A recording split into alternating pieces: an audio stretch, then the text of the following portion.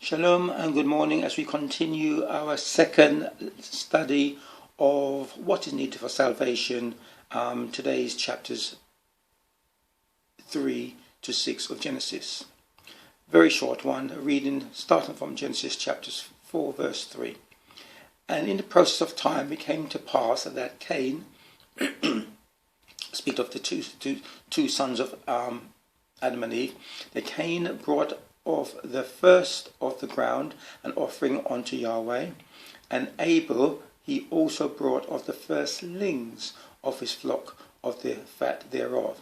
And Yahweh had respect unto Abel and to his offering.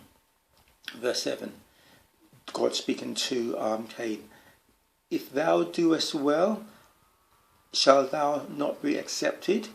And if thou dost not well, sin lieth at the door. And unto thee shall be his desire, and thou shalt rule over him. Verse 8. And Cain talked with Abel his brother, and it came to pass when they were in the field that Cain rose up against Abel his brother and slew him. My comment. God's laws and way was from creation. We see this in both offering first fruits of their produce. Obviously, God, as everyone, including God as I said, has a way they do or prefer things to be done. We will learn God is the same throughout time, same yesterday, today and forever. Here we see his law of first fruits being practiced from the first humans, or at least their offspring, before they were passed on to Moses, to Israel the nation, when they came out of Egypt. In Exodus chapter 13 verse 12 it says, that thou shalt set apart unto Yahweh all of that open up the matrix, and every firstling that cometh out of a beast which thou hast. The males shall be Yahweh's. Deuteronomy chapters 18 verse 4.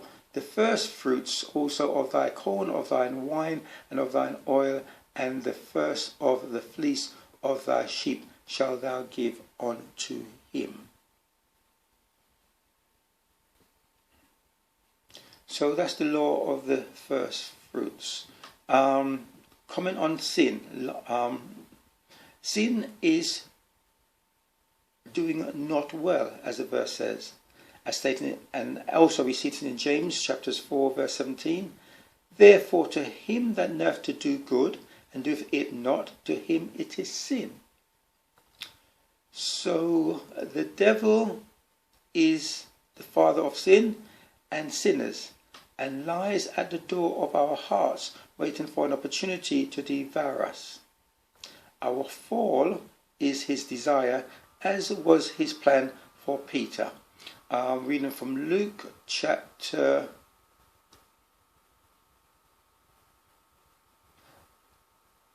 23 verse 31.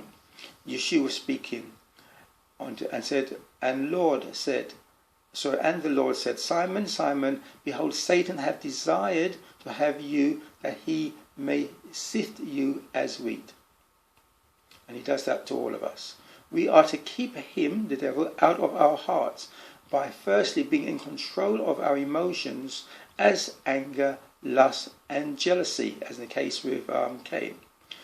1 Peter chapters 5 verse 8. Be sober, be vigilant, because your adversary the devil, as a roaring lion, walketh about seeking whom he may devour. Mark chapter 7 verse 21. For from within, out of the heart of men, proceed evil thoughts, adulteries, fornications, and murders. So that is why the Messiah came to reverse the state of man's hearts, so that we rule over the devil and not he over us. Ephesians chapter 6 verse 11, put on the whole armour of God, that you may be able to stand against the wiles of the devil.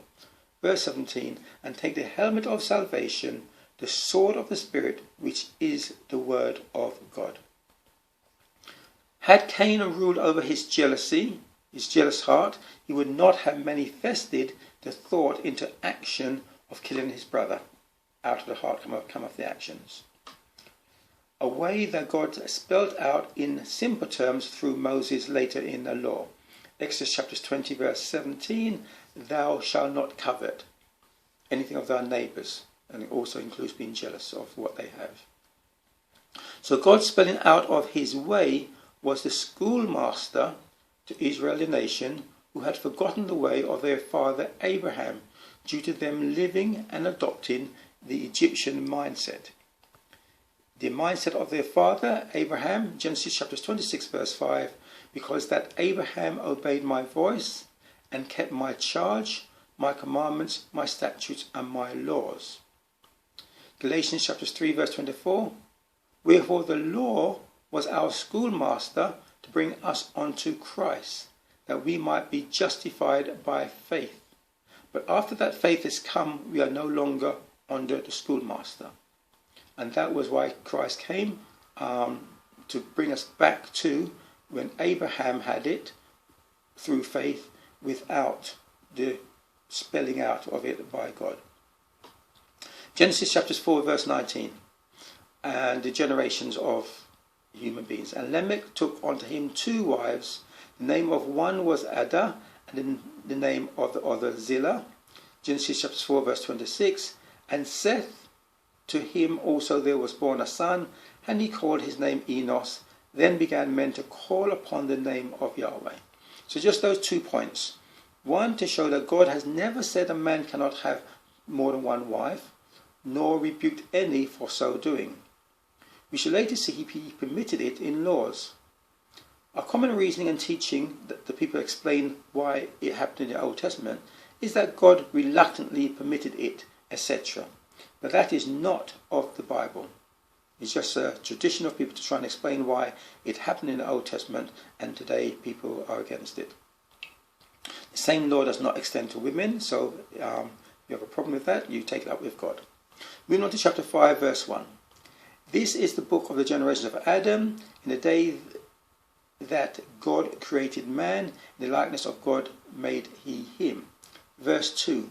Male and female created he them, and blessed them, and called their name Adam, in the day when they were created.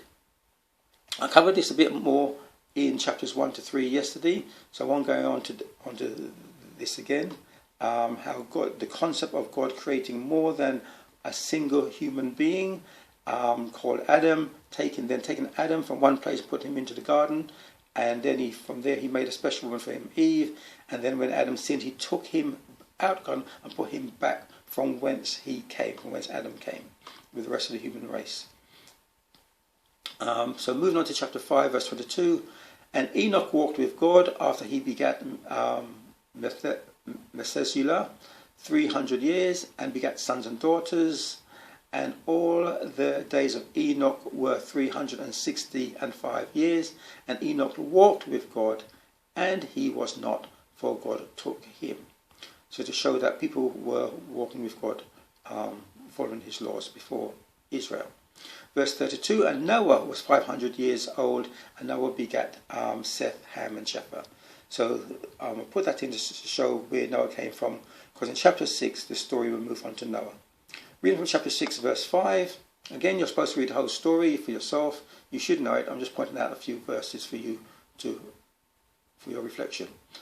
And God saw that the wickedness of man was great in the earth, and that every imagination of the thoughts of his heart was only evil continually. And it repented Yahweh that he had made man on the earth, and it grieved him at his heart. And Yahweh said, I will destroy man from whom I created from the face of the earth, both man and beast, and the creeping thing, and the fowls of the air, for it repenteth me that I have made them.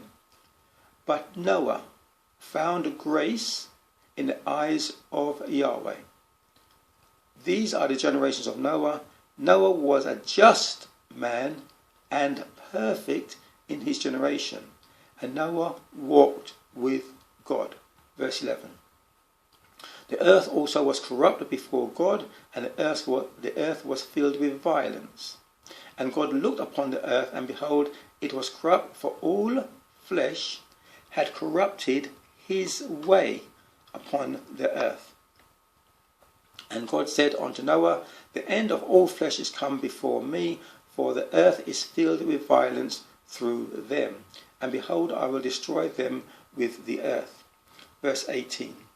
But with thee will I establish my covenant, and thou shalt come into the ark, thou and thy sons and thy wife, and thy sons' wives with them. Verse 22. Thus did Noah according to all that God commanded him, so he did. I put these few verses in. They don't really need any explanation. Should be self-explanatory about 2 points. One, grace existed before the New Testament. Most people think it's just a New Testament concept, as Noah got it. And he possibly got it because of the same reason it is later stated in the law of God. Exodus chapters 20, verse 6. God speaking, and showing mercy unto thousands of them that love me and keep my commandments. Second point, God had a way that humans corrupted and from which they departed. Their departure brought death. Romans chapters 1 verse 18, for the wrath of God is revealed from heaven against all ungodliness and unrighteousness of men who hold truth in unrighteousness. Ephesians chapters 5 verse 6, which is also repeated in Colossians chapters 3 verse 6. I shall read the Ephesians version. Let no man deceive you with vain words, for because of these things cometh the wrath of God upon children of disobedience. And third point, which I haven't written in, is that the covenant that God establishes with Noah, we should see still remains till today, the covenant of the rainbow. And although God made other covenants, say the Abrahamic covenant and one with Israel, making a new covenant does not necessarily destroy the old covenant, which is the belief or teachings of some Christians today, because we now in the New Testament, the things of the Old Testament have passed away. Not so. Shalom until tomorrow, God willing.